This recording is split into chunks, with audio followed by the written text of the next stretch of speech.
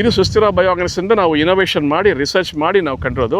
ಪ್ರತಿಯೊಂದು ರೈತರಿಗೂ ಪ್ರತಿಯೊಬ್ಬರಿಗೂ ಇದು ಉಪಯೋಗ ಆಗ್ತದಪ್ಪ. ಇದರಲ್ಲಿ 1.5 ಲಕ್ಷ ಮಾಡ್ಬೋದು ಸರ್. ಮಾಡಿದ್ರೆ ಈಗಿನ ಬೆಲೆಗೆ ಈಗಿನ ಪ್ರೈಸ್ಗೆ 1.5 ಲಕ್ಷ 2 ಲಕ್ಷ ಮಾಡ್ಬೋದು. ವಾರಕ್ಕೂ ನಿಮಗೆ ಒಂದು ಸಲ ಮಾಡಿದ್ರು ಸಾಕು. ವಾರಕ್ಕೆ 2 ಸಲ 3 ಸಲ ಮಾಡಬೇಕಾಗಿಲ್ಲ. ಕಡಿಮೆ ಮಾಡ್ತೀರಾ, ಖಂಡಿತ ರಿಸಲ್ಟ್ ನೋಡ್ತೀರಾ. 100% ರಿಸಲ್ಟ್ ಆ್ಯಕ್ಚುಲಿ. ಆ್ಯಂಡ್ ಇದು ಪೂರಿ ಜೈವಿಕ ಬಯೋ ಆರ್ಗಾನಿಕ್. ಇದು ನಾನು ಡಾಕ್ಟರ್ MS ರಾವ್ ಅಂತ. ನಾವು ಒಂದು ಪ್ರಾಡಕ್ಟ್ ನಾವು ತಂದಿದ್ದೀವಿ. ಸೊ ಸಕ್ಕಿಂಗ್ ಪೆಸ್ಟ್ ಡಾಕ್ಟರ್ ಅಂತ, ಲ್ಯಾಕ್ಟೋಬ್ಯಾಸಿಲಸ್ ಬೇಸ್ಡ್ ಬ್ಯಾಕ್ಟೀರಿಯಾ ಇದು. ಸೊ ಇದು ಫಸ್ಟ್ ಟೈಮ್ ಆ್ಯಕ್ಚುಲಿ ನಾವು ಲ್ಯಾಕ್ಟೋಬ್ಯಾಸಿಲಸ್ ಬೇಸ್ಡ್ ಪ್ರಾಡಕ್ಟು ನಾವು ಕಂಟ್ರಿನಲ್ಲಿ ಫಸ್ಟ್ ಟೈಮ್, ಕರ್ನಾಟಕದಲ್ಲಿ ಇಡೀ ಇಂಡಿಯಾದಲ್ಲಿ ಫಸ್ಟ್ ಟೈಮ್ ತಂದಿರೋದು. ಇದು ಏನಿಲ್ಲ, ನೀವು ಕೆಮಿಕಲ್ ಪ್ರತಿಯೊಂದು ಕೆಮಿಕಲ್ ಜೊತೆ ಒಂದು 2 ಮಿಲಿ ಮಿಕ್ಸ್ ಮಾಡ್ಬೋದು.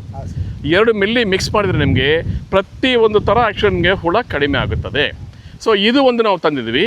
ಸೊ ನಾವು ಮುಂಚೆ ಏನಂದರೆ ಭಾರತೀಯ ತೋಟಗಾರಿಕಾ ಸಂಶೋಧನಾ ಸಂಸ್ಥೆ ICAR ಇಂದ ನೀಮ್ ಸೀಡ್ ಕೆರ್ನಲ್ ಅಂದರೆ ಬೇವಿನ ಬೀಜದಿಂದ ಕಷಾಯ ಮಾಡಿಬಿಟ್ಟು ಮಾಡಿ ಅಂತ ಹೇಳ್ತಾ ಇದ್ವಿ. ಸೊ ಇವಾಗ ನಾವೇನಂದರೆ ನಾವು ರಿಟೈರ್ ಆದಮೇಲೆ ನಾನು ಆ್ಯಕ್ಚುಲಿ ಬೇವಿನ ಬೀಜ ರಸಾಯನ ಜೊತೆ ನಾವು ಬಯೋಸ್ ಹಾಕಿದ್ವಿ. ಸೊ ಫಸ್ಟ್ ಟೈಮ್ ಆ್ಯಕ್ಚುಲಿ ಇಂಡಿಯಾದಲ್ಲಿ ಸೊ ಬಯೋಸ್ ಹಾಕಿಬಿಟ್ಟು neem seed kernel extract NSKE bio enriched so ಬೇವಿನ ಬೀಜ ಕಷಾಯ ಅಂತ ನಾವು ಮಾಡ್ತಾಯಿದ್ವಿ. ಇದು ಒಂದು 2 ಮಿಲಿ ಸಾಕು. ಪ್ರತಿಯೊಂದು ಕೆಮಿಕಲ್ದಲ್ಲಿ ಇದಾಗಲಿ ಪ್ರಾಬ್ಲಮ್ ಇಲ್ಲ, ಇದಾಗಲಿ ಪ್ರಾಬ್ಲಮ್ ಇಲ್ಲ, ಇದು ಎರಡೇ ಬೇಕಾಗಿಲ್ಲ. ಎರಡು ಬೇಕಾಗಿದ್ರೆ ನೀವು ಏನಂದ್ರೆ ಇದು 2 ಮಿಲಿ ಇದು 2 ಮಿಲಿ ಮಿಕ್ಸ್ ಮಾಡಿಬಿಟ್ಟು ಸ್ಪ್ರೇ ಮಾಡ್ಬೋದು. ಬಟ್ ನಾನು ಹೇಳೋದಂದ್ರೆ ಜಸ್ಟ್ ಇದು ಮಾತ್ರ ಯೂಸ್ ಮಾಡಿ. ಪ್ರತಿಯೊಂದು ಕೆಮಿಕಲ್ ಜೊತೆ ಇದು ಯೂಸ್ ಮಾಡಿ, ಇಲ್ಲ ಅಂದರೆ ಇದು ಯೂಸ್ ಮಾಡಿ. ಸೊ ನಾವು ಇದು ಸಪ್ರೇಟಾಗಿ ಮಾಡಬೇಕಂದ್ರೆ ನೀವು ಮಾಡಿ ನೋಡಿ. ಬಟ್ ನಾನು ಹೇಳೋದಂದರೆ ಇದು ಒಂದು 2 ಮಿಲಿ ಸಾಕು, ಇದು ಇಲ್ಲ ಅಂದರೆ 2 ಮಿಲಿ. ಸೊ ಆ ಥರ ಅದು ನಿಮಗೆ ಇದಾಗಲ್ಲ ಅಂದರೆ ಪ್ರತಿಯೊಂದು ಕೆಮಿಕಲ್ನಲ್ಲಿ ಪ್ರತಿಯೊಂದು ಬೆಳೆನಲ್ಲಿ ಜಮ್ ಸ್ಪ್ರೆಡರ್ ಅಂತ ಇದೆ. ಇದು ಹೆರ್ಬಲ್ ಇದು ಜಮ್ ಸ್ಪ್ರೆಡರ್ ಅಂತ. ಪ್ರತಿಯೊಂದು ಕೆಮಿಕಲ್ನಲ್ಲಿ ಇದು ಹಾಕಿದರೆ 2 ಮಿಲಿ ಸಾಕು. 1 ಮಿಲಿ ಆದರೂ ಪ್ರಾಬ್ಲಮ್ ಇಲ್ಲ, 2 ಮಿಲಿ ಆದರೂ ಪ್ರಾಬ್ಲಮ್ ಇಲ್ಲ. ಪ್ರತಿಯೊಂದು ಕೆಮಿಕಲ್ಲು ಮೈಕ್ರೋನ್ಯೂಟ್ರಿಯೆಂಟ್ ಆದರೂ ಪ್ರಾಬ್ಲಮ್ ಇಲ್ಲ, ಪೆಸ್ಟಿಸೈಡು ಫಂಗಿಸೈಡು ಪ್ರತಿಯೊಂದರಲ್ಲಿ ಆಗ್ಬಾರ್ದು. ಮಾಡಿದರೆ ನಿಮ್ಗೆ ಏನಾಗ್ತದೆ ಅಂದರೆ ಏನು ಲಾಭ, ಇದರಲ್ಲಿ ಖರ್ಚು ಮಾಡ್ತೀರಲ್ಲ ಇವು ಕೆಮಿಕಲ್ಲು ನಿಮಗೆ ಕಡಿಮೆ ಆಗುತ್ತದೆ. ಕೆಮಿಕಲು ಉಪಯೋಗ ಜಾಸ್ತಿ ಆಗ್ತದೆ, ಎಫಿಕಸಿ ಅಂತ ಹೇಳ್ತೀವಿ ನಾವು, ಅದು ಉಪಯೋಗ ಜಾಸ್ತಿ ಆಗ್ತದೆ. ಸೊ ಕ್ರಮೇಣ ನೀವು 10 ಸಲ ಸ್ಪ್ರೇ ಮಾಡೋದು 7 ಸಲ 6 ಸಲ ಮಾಡ್ತೀರಾ, ಒಂದು 4 ಸ್ಪ್ರೇ ಕಡಿಮೆ ಮಾಡ್ತೀರಾ. ಸೊ ಇದು ಜಮ್ ಸ್ಪ್ರೆಡ್ ಅಂತ ಹೇಳ್ತೀವಿ. ಇದು ಸುಸ್ಥಿರ ಬಯೋ ಆರ್ಗಾನಿಕ್ಸಿಂದ ನಾವು ಇನೋವೇಷನ್ ಮಾಡಿ ರಿಸರ್ಚ್ ಮಾಡಿ ನಾವು ಕಂಡಿರೋದು. ಪ್ರತಿಯೊಂದು ರೈತರಿಗೂ ಪ್ರತಿಯೊಬ್ಬರಿಗೂ ಇದು ಉಪಯೋಗ ಆಗ್ತದಪ್ಪ. ಎಲ್ಲರಿಗೂ ಹೇಳಿ ನೀವು ಉಪಯೋಗಿಸಿ, ಆಯಿತಾ? ಆವಾಗ ನಿಮಗೆ ಕೆಮಿಕಲ್ಲು ಎಫಿಕಸಿ ಚೆನ್ನಾಗಿರ್ತದೆ. ಕೆಮಿಕಲು ನಿಮ್ಗೆ ಏನಂದರೆ ಚೆನ್ನಾಗಿ ಕೆಲಸ ಮಾಡ್ತದೆ. ಪ್ರತಿ ದಪ ನೀವು ಕೆಮಿಕಲ್ ಯೂಸ್ ಮಾಡೋದು ಅವಶ್ಯಕತೆ ಬರಲ್ಲ. ಖಂಡಿತ ನೀವು ಹೂಕೋಸಿನಲ್ಲಿ ತುಂಬ ಕಷ್ಟ, ನಮ್ಗೆ ಗೊತ್ತು. ನೀವು ಹೇಳೋದು ಪ್ರತಿಯೊಬ್ಬರು ರೈತರು ಆ್ಯಕ್ಚುಲಿ ಅನುಭವಿಸ್ತಾ ಇದ್ದಾರೆ. ಎಷ್ಟು ಕೆಮಿಕಲ್ ಮಾಡಿದ್ರು ಕಡಿಮೆ ಆಗ್ತಾ ಇಲ್ಲ.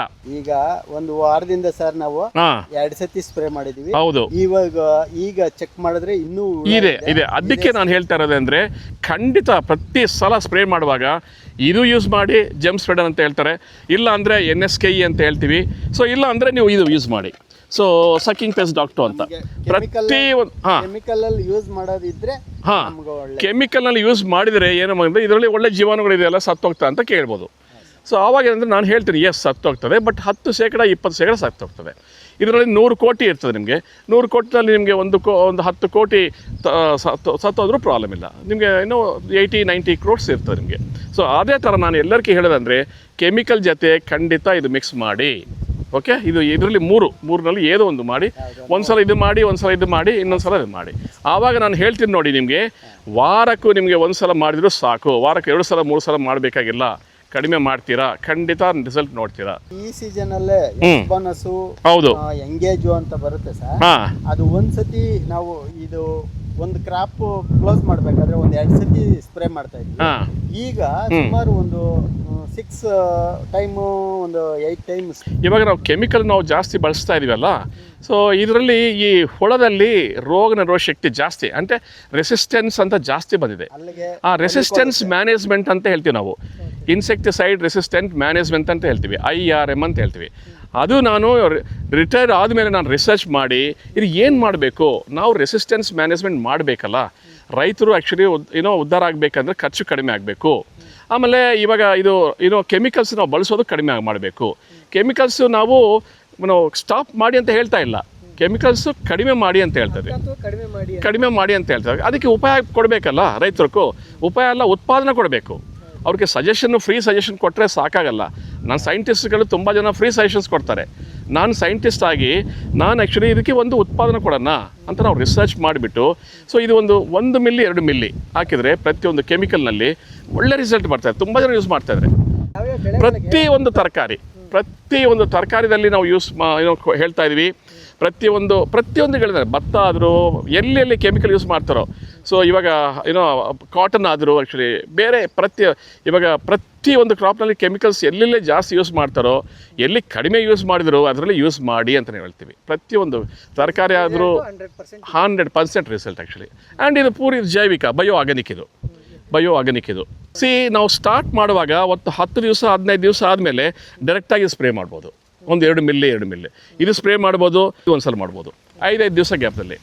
ಆವಾಗ ನಾವು ಸ್ವಲ್ಪ ಮಟ್ಟಕ್ಕೆ ನಾವು ಕಡಿಮೆ ಮಾಡ್ಬೋದು. ತಿರ್ಗಾ ಆ್ಯಕ್ಚುಲಿ ನಮಗೆ ಜಾಸ್ತಿ ಆದಮೇಲೆ ಇದು ಕೆಲಸ ಮಾಡಲ್ಲ. ಜಾಸ್ತಿ ಆದಮೇಲೆ ಪೆಸ್ಟು ಹುಳ ಜಾಸ್ತಿ ಇರುವಾಗ ಇದು ಕೆಲಸ ಮಾಡಲ್ಲ. ಸೊ ಆವಾಗ ನಾವು ಏನು ಮಾಡ್ತೀವಿ ಅಂದರೆ ಇದು ಕೆಮಿಕಲ್ ಜೊತೆ ಇದು ಮಿಕ್ಸ್ ಮಾಡಿ ಅಂತ ಹೇಳ್ತೀವಿ. ಬಟ್ ಮುಂಚೆಯಿಂದ ಇದು ಎರಡು ನೀವು ಯೂಸ್ ಮಾಡ್ತಾಯಿದ್ರೆ ಈ ಹುಳ ಜಾಸ್ತಿ ಆಗೋದು ಸ್ವಲ್ಪ ಮಟ್ಟಕ್ಕೆ ಕಡಿಮೆ ಆಗುತ್ತದೆ. ಅದು ನಾನು ಖಂಡಿತ ನಿಮಗೆ ಹೇಳ್ತೀನಿ. ಆವಾಗ 10 ಸ್ಪ್ರೇ ಅಲ್ಲ, ಆ್ಯಕ್ಚುಲಿ 4 ಸ್ಪ್ರೇ ಮಾಡಿದರೆ ಸಾಕು. ಇದರಲ್ಲಿ ಏನಂದರೆ ನಾವು ನೋಡಿದ್ರಂದರೆ ಬೆಳವಣಿಗೆ ಚೆನ್ನಾಗಿರ್ತದೆ. ಯಾಕೆಂದರೆ ಇದು ಜೈವಿಕ ಬಯೋ ಆರ್ಗಾನಿಕ್ ಅಂತ ಹೇಳ್ತೀವಲ್ಲ, ಸೊ ಇದರಲ್ಲಿ ಬೆಳವಣಿಗೆ ಚೆನ್ನಾಗಿರ್ತದೆ ಆ್ಯಕ್ಚುಲಿ. ಸೊ ರೋಗ ನಿರೋಧಕ ಶಕ್ತಿ ಜಾಸ್ತಿ ಆಗುತ್ತದೆ. ಸೊ ಅದು ಇದರಲ್ಲಿ ಅಡ್ವಾಂಟೇಜು.